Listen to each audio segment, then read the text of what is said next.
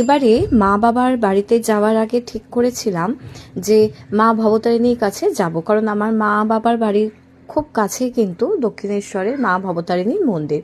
তবে ওই যে কথায় আছে না যে কোনো তীর্থস্থানে যাওয়ার ইচ্ছে হলেই তো হলো না, তাদের ডাক পেতে হয়। তো যাই হোক, মায়ের কৃপায় এবারে কিন্তু পৌঁছেই গিয়েছিলাম মা ভবতারিণীর কাছে।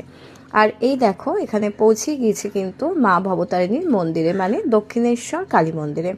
আর যেহেতু শীতের সন্ধে, তাই জন্য ওই 6টার আগে কিন্তু আমরা পৌঁছিয়ে গেছিলাম, যার ফলে মন্দিরের আলো কিন্তু তখনও জ্বলেনি। তো তোমাদেরকে এই মন্দিরটাই আমি একটু দেখিয়ে দিচ্ছি, কারণ এখন তো ভিতরে মোবাইল একেবারেই অ্যালাউ নয়।